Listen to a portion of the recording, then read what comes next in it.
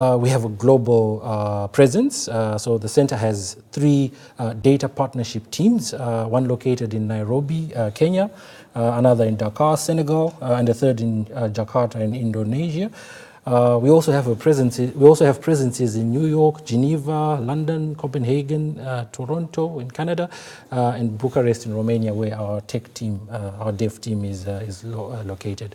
So basically the center works with UN colleagues and partner organizations who are focused on increasing the use and impact of data in the humanitarian sector. So our vision is a world where all people involved in humanitarian action and situations have access to the data that they need, when and how they need it, to make responsible and informed decisions. We are connecting people and data to improve lives. And we are increasing the impact and use of humanitarian data, in the humanitarian sector. So what we do is we design and develop digital products to make reliable, mission-critical data available in times of need. Our signature product is the Humanitarian Data Exchange, which I will talk about a little bit later. And before we go into the details about the center's work, I think it's a good idea just to go back a little bit and define what we mean when we say humanitarian data in our context. So humanitarian data is data that gives insight into the level of need and the progress and status of action within the humanitarian sector before, during, and after times of crisis. So we define humanitarian data in three buckets, if I can use that word. So we want, number one, data about the context within which a humanitarian situation or a humanitarian crisis is occurring. So this would be baseline or developmental data, or data on damage assessments, or geospatial data that tells us where the different places are located within this humanitarian crisis. So that's the first one. The second one is data about the people that are affected by the crisis, their needs. So for examples of this would be, say, caseload numbers from, say, after an earthquake, the profiling data for IDPs in displacement tracking matrices, or the overall humanitarian caseloads recorded in humanitarian needs overview datasets in individual ongoing humanitarian responses. And then finally, we also look at data about the response by organizations and the people seeking to help those in need. So an example of such a data set is something called a 3W, or who is doing what where, which is a data set that basically tells you which organizations are working in which area and the type of assistance that they are providing. So that's one example. Another example would be maybe data on financial tracking, such as that collected by the OCHA's financial tracking system. So these are the types of data that we focus on, and really any data that is relevant for an ongoing humanitarian situation. So we started the HDX in 2014. This is the Humanitarian Data Exchange, and we've seen phenomenal growth in the use of HDX over the years. When we started with about 1,000 data sets when we launched in 2014, and this number has grown to over 8,100 data sets today. And these data sets on HDX are being contributed by organizations that are voluntarily contributing and sharing this data on HDX, and we are really grateful for their contribution. So there are about 200 organizations today that are sharing data on HDX. We have also over 6,000 users that come to the platform on a weekly basis. So this is a huge number within our context that make use of the data on HDX, and we are also very encouraged by the fact that we are seeing a growing number of users coming from the field. So we have what we tend to look at field use versus headquarters use. So we'd like to see more use in the field, and we're encouraged by how this has been growing in the past. So I'd just like to talk more now about what the center does. And I mentioned earlier, it develops and designs digital products to make reliable mission-critical data available in times of need. And our signature product, the HDX, which I have talked about. But we basically focus on our work falls into 4 key areas of work: the data services, data policy, data literacy, and network engagement, which I will go into a bit more detail going forward.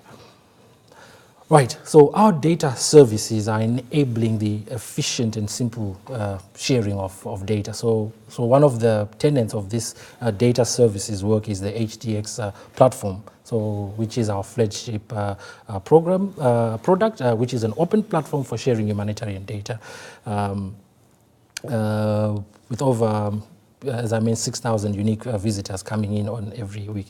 So what you can use the HDX for, you can use it to find, to share, and to use humanitarian data all in one place. In addition to HDX, we realize while there is an emerging trend towards use of data systems and APIs use in the humanitarian community, most of the data still remains being shared and packaged as spreadsheet data such as Excel files and CSV files. So the center is supporting the adoption of the Humanitarian Exchange language, which is a simple standard for dealing with this kind of messy spreadsheet data. And it is based on, like I said, Excel files, but it adds hashtags with semantic information to allow software to validate, clean, merge, and analyze data more easily. The standard is maintained by the HEX working group, which releases periodic updates to the standard, and interested organizations are free to join this working group to contribute to the work of the HEX working group. And building on this HEX-related data, we have built a tools domain where you can do more with humanitarian data that is HEX-related. So HDX Tools makes it easier to create data products and share across agencies, enabling faster, higher quality humanitarian aid decisions. And these tools have been developed following extensive user research, and they basically makes it easier for organizations to share data between themselves, and time saving for our users. I just want to show you an example of the HEX tools in action. This is called Quick Charts, and it is one of the tools that I mentioned. And Quick Charts enable you to automatically generate embeddable data charts, graphs, and key figures from data sets if they have the Hexel tags. So if you have Hexel tags, you can have these types of charts and graphs generated automatically without having to do any work. Just to stress, this is not meant to be a replacement for more robust data visualization tools, like your Tableau or your ArcGIS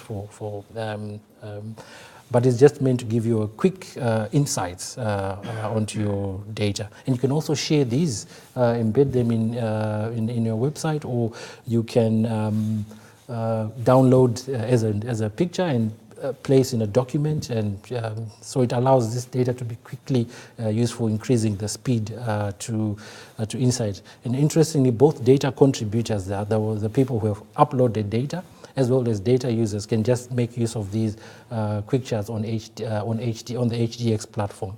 And I would encourage you after this maybe to go ahead and give it a try for yourselves, and let us know on our feedback channels what you think about that. So this is an example of how Hexel can help speed up the speed. It can help speed up the insights we can get from data. Data check is another example, because now we've put semantic meaning to the data. We can now quickly build, we can quickly validate and automatically check common data errors, including also even validating against the humanitarian community's common operational data sets. So this helps to highlight errors that might be in your data. And it's quite useful. So if you just have by just adding these hexal tags, you can get this benefit, and it can help with data cleaning, speeding up data cleaning processes.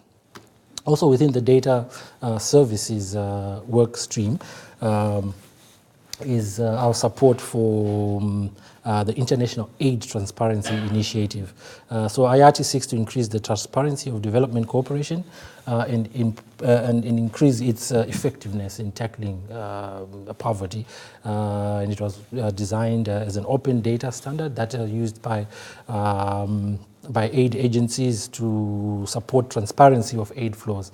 So as part of the center, we are also involved in supporting this important standard. Right. So I've been talking about the various data services that we have, the HDX, Hexel, and support for IATI and Hexel tools, but we also focus on other types of work within the center. And the second focus area is data policy. Now, in the data policy work stream, we are helping to establish responsible standards to maximize the use of, to maximize the value and interoperability and impact of humanitarian data. So basically, we are leading OCHA's data policy work to support the secure sharing of data to protect people at risk. We are also helping in the development of institutional data sharing agreements between OCHA and partners. These are very important. And also helping to develop trust frameworks for data sharing in crisis settings and helping to build a secure infrastructure for sharing sensitive data. And another important part of that data policy work stream is helping to develop OCHA's own data responsibility guide that will be used by OCHA in this area of work. Now, related to data policy and responsible use of data, the HDX has always offered public and private sharing of data, but public data cannot include personally identifiable information, for privacy and protection issues, such as the identity of affected people. So that cannot be shared on HDX. But over the years, we've also realized that this kind of data is also very important, and that it and there's been, so we've made a shift from purely sharing open data that can be shared with the general public to a more nuanced way of sharing and protecting data. So in response, we released what we call HDX Connect. This allows organizations to share the existence of data, or just to share the metadata through so that people know that a specific data set exists, but without sharing the actual data itself. So the actual data will be accessible only by request. So this is one of the ways we are making data still accessible, but still protecting people. So security and privacy is really a primary concern for us, and because of this, now we have people can share data publicly that anyone can see. We can share private data that only organization members or the members of the sharing organization can see, and HDX Connect, which is sharing by request, where only the metadata is visible, and only approved requesters can see the data. Right, and our third focus area is data literacy. So basically, under this work stream, the center seeks to increase the capacity of humanitarian teams around the world to work with data. And we do this by providing training and support through provision of educational materials and one-to-one coaching to help more teams speak more fluent data. We're also developing data curriculum that will develop and guide practitioners at all skill levels in their data literacy journey. So, one of the researches that had been done pointed to the fact that I think about, if my memory serves me well, about 80% of humanitarian workers had a liberal arts sort of background. So you can sort of understand from that maybe the need that might be there for trying to build data literacy and to build on data literacy within the sector. Right, and the fourth focus area is network engagement. So this basically means connecting the global humanitarian data community. Right, so we do this by hosting workshops and events to help more people engage with data. We also provide thought leadership and expertise, connecting teams with data experts online and on the ground. And we also nurture strong partnerships within organizations working on data, collaborating across teams, across departments and geographies to research, design, and create new initiatives around data. I'd just like to highlight the Data Fellows Program, which we just completed the first round in the summer this year. With the Data Fellows Program, we partner with experts from outside the humanitarian sector. The goal is to pilot exploratory new areas that advance the goals of the center. So this is maybe something that we might not already be doing within the center, and we want to pilot these ideas, bring them in, and try them out to see how they can further the goals of the center.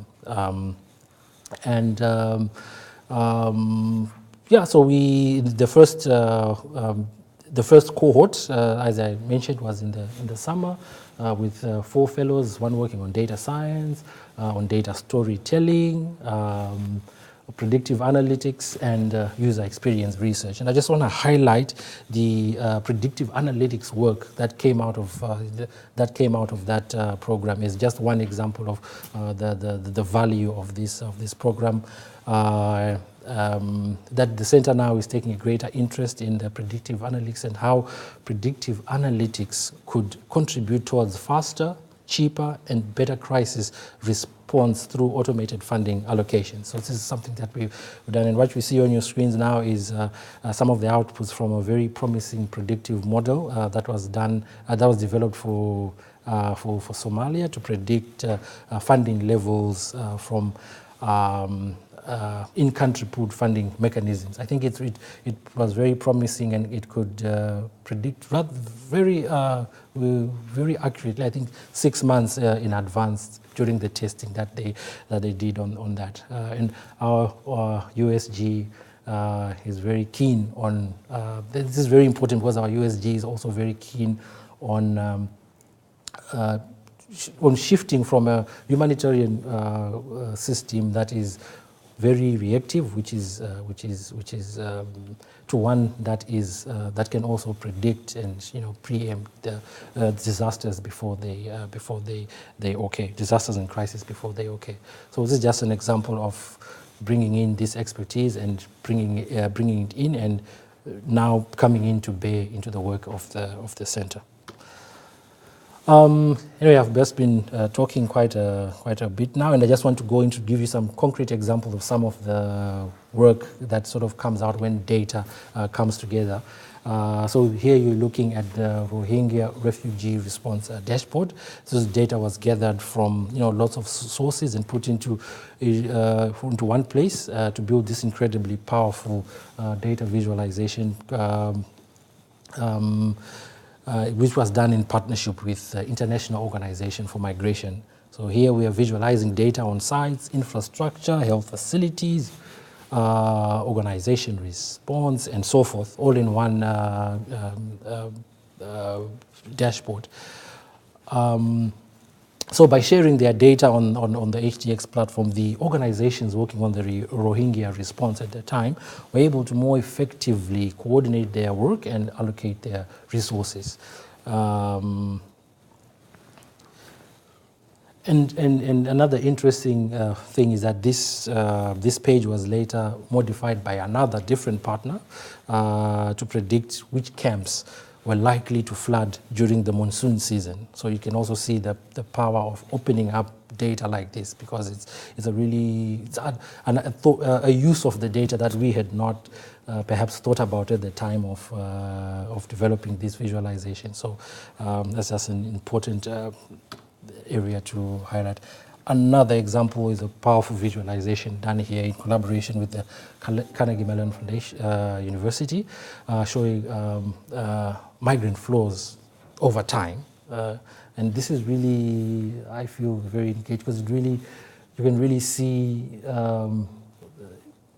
how the situation has evolved over time.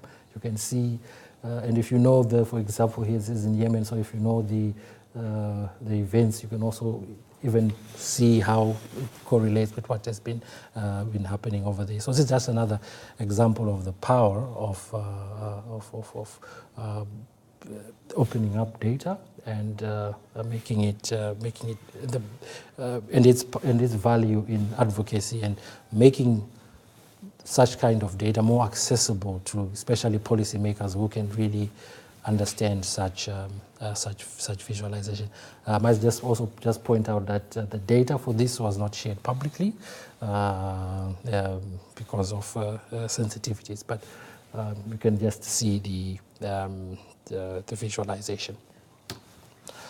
This is also another example from within our OCHA community. So this is the OCHA Somalia monitoring dashboard. So Somalia is facing a prolonged drought, which has left about 6.7 million people food insecure, and which is about more than half the population of the country. And they are in need of humanitarian assistance, with the situation continuing to deteriorate. And the OCHA Somalia team approached us to develop a visualization showing which organizations are working in that area, and what they are, how they are progressing towards meeting the targets for assistance. And so this visualization puts it, in a simple and easy to understand way, the ongoing response to that crisis. And this is also another recent example from the recently launched Education and Conflict Monitor page on HDX. And what you're looking at is the severity of attacks on education. This is a very important subject that we are following very closely within the center, with support from in collaboration with the Education Above All Foundation.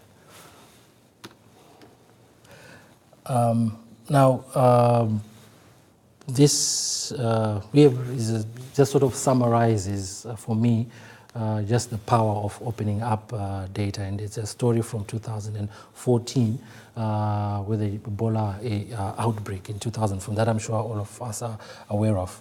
But the data around that outbreak was being shared as PDF files that are very, in fact, which cannot be used for for further analysis. So the center, the HDX at the time, took it upon themselves to collect this data from the PDFs and put it into into CSV files that could be made into data visualizations and analyzed by different people. And the end result was that the New York Times eventually picked up on this data, that it existed, and we worked with them and supported and they developed this visualization, which at the time was showing how the crisis was unfolding. Now you can imagine they also showed this on their front page of their of the New York Times for a day. So you can also just imagine sort of impact that such an action can have. I think it was viewed by millions and millions of people, and we are very happy for that contribution that we also made by putting to get this data available for that. So this is just an example for me of the power of opening up data and making it accessible for people to make use of. So this is what the center would like to achieve in the as we're doing our work. We really want to see an increase in the speed of data from the time that a data set is collected, the time that it is used to help make a responsible decision that will impact the lives of people in crisis. So that's one area we want to see data. We want to see faster data. And secondly, we want to see an increase in the number of connections between organizations and strengthened connections between organizations working on humanitarian data. And finally, the center would also like to see increased use of the HDX platform. We'd like to see more organizations sharing data, but at the same time, also want to see more people and organizations using the data that's available and that's being collected by organizations on HDX. The overarching goal is to drive situational awareness within a common situational awareness within the humanitarian community. So I'm just about to finish my presentation, but I just wanted to highlight some of the partner organizations, just to give you an idea of some of the organizations that we work with. Like you can see the World Food Program over there. So UN agencies, you can see NGOs, you can see Education Above All in the bottom left right corner.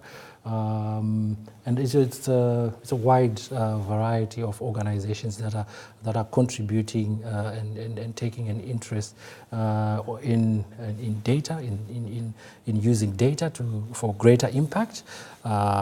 So I think we also have, as you can see, Durham University also have educational institutions that are also involved in humanitarian data. So on that note, I thank you, and I'm happy to take your questions here in the room and online, and hand over to you, Frank. Okay, first of all, thank you very much for this very inspiring talk. And it's really very, very important but also challenging work you do there. Yeah. And but you impressively showed the power of visualization of data also. So yeah. That data is very, very important, but as soon as you put them in a picture and visualize them in an adequate way, it will help people to easily understand what to do and set the priorities in the right way. Yeah. So we have now time for questions in the audience. Therefore, I would like to open the discussions. Here's the microphone, yeah. Yeah, okay. Are there any questions? If not, I would like to start with a question. So, in principle, you were talking about the role of trust and data sharing issues. If you go to an agency and ask them about data, usually they might not be very open and willing to share the data. Mm-hmm. What incentives do you show them or will help them to convince them to share actually data? You have this framework, which is one thing, but on the other thing, it might not be really enough. Do you have any thoughts on that? Great. Oh, thank you. It's very nice, and that is a very great question. So sharing of data is it's not a very easy and straightforward matter. For various reasons, organizations might not be able to share data. For some of the reasons, it could be to do with privacy. For instance, you just could not share certain kinds of data because it is very sensitive and could put people's lives at risk. But having said that, we offer for those data sets that can be shared, we sometimes use data visualization as an incentive for sharing. So basically, organizations might have data but might not have the means to really visualize that data in a way that will be impactful and might require assistance from the center to do that. So visualization is one tool that we sometimes use for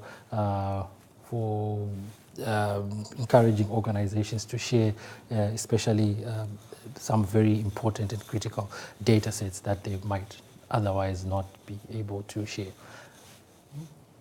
Okay, thank you. Are there any questions from the audience?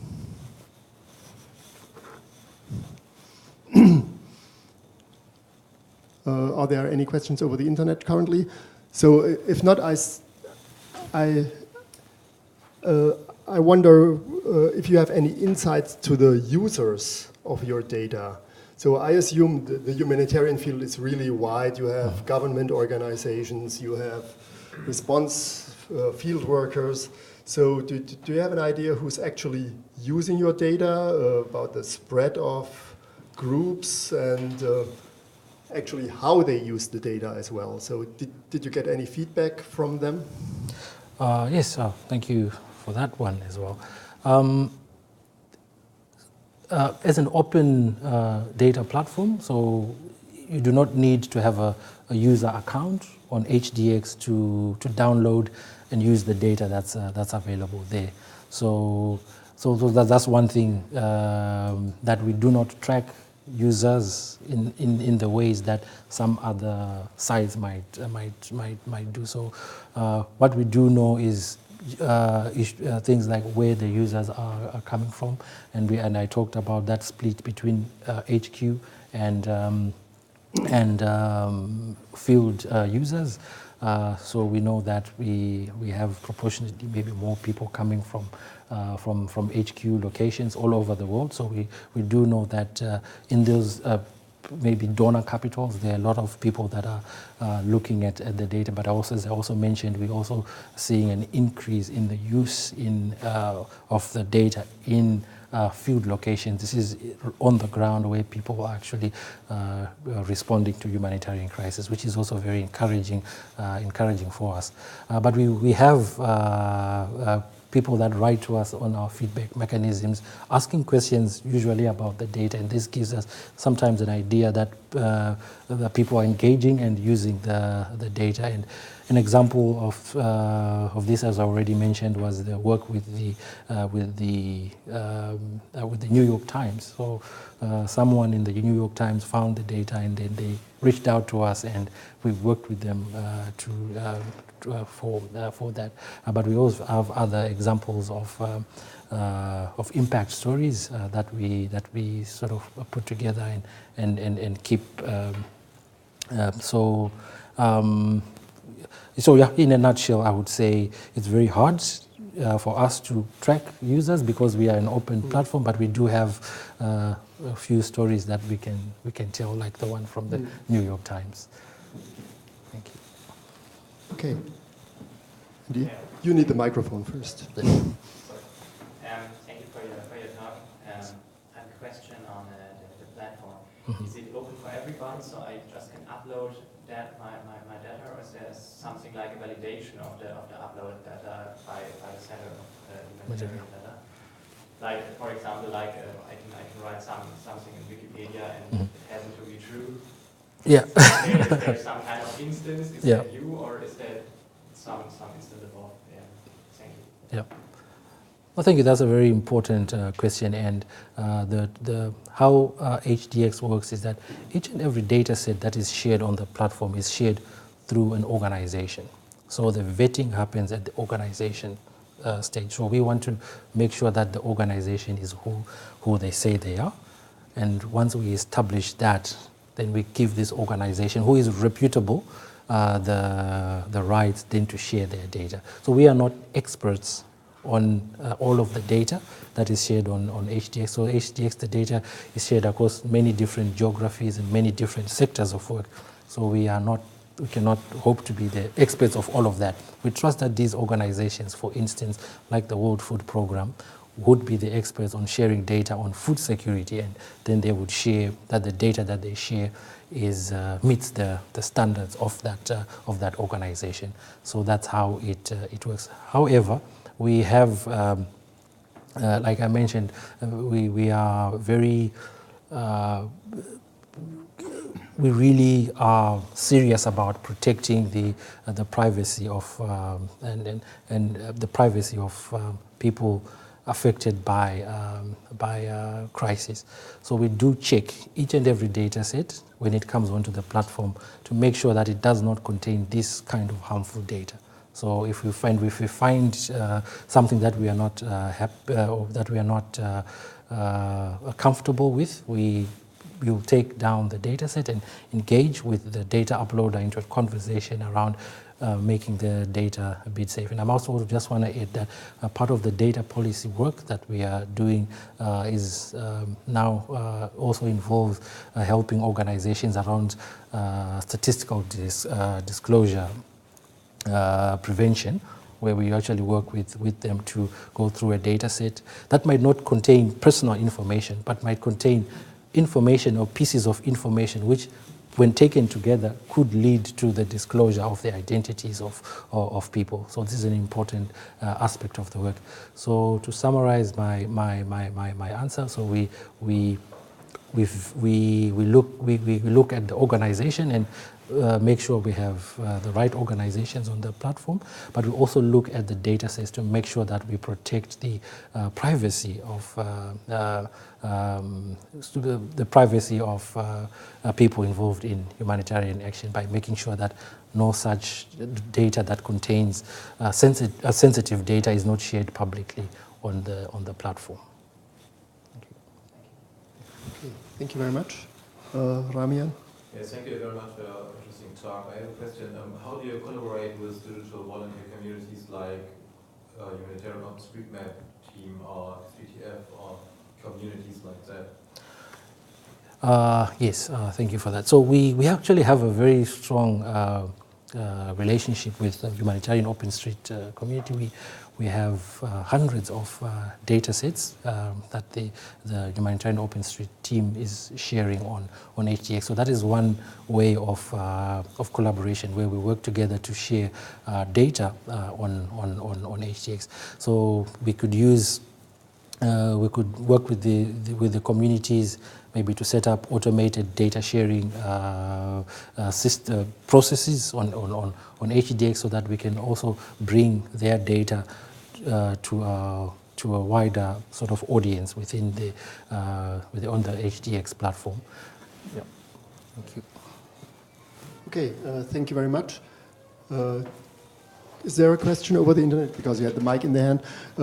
So I have actually one additional question before there was another question, I think. So about this HEX standard you mentioned, so this macro language standard. As we all know who deal with data, it's always a problem about data quality, making data comparable, and that you just, if you mix different data, that you mix it the right way. Yes. So, and therefore I really think this standard is a very important contribution to the field. It's still very young, I know, but how is your experience so far? Is it accepted? Is it how difficult is it for the different groups to update their data with additional fields? Do you get feedback on this standardization process? And maybe are there already next steps you plan ahead and you think this requires some adjustment? Right, yeah. So the HEX standard is really meant to be very easy to use. So yeah, it really involves adding one row of data and then the hashtags, and the hashtags are all listed and what they mean. So in terms of use, it's really easy to use, and we are now as an example, I want to give you an example of how powerfully it is being used. So we have IOM, or the Organization for Migration, who have what they call the DTM, or the Displacement Tracking Matrices, which is a process where they profile displaced people in different locations all over the world. So each process is done individually, or run, is run on separately. It's not one process for the whole world, but it's localized processes in the different places where it is being done. And now the IOM is using the HEX Standard to try to bring together all of this data in one data set, which is something that did not exist before. And the HEX Standard has really come in to help do that to help them do that for the first time in an easy way, by just adding a few hexel tags to their data sets, and working with what is called the hexel proxy, which is now able to go to all of these different data sets and use those hashtags to join this data and to produce this global picture, which is something that could not be done before.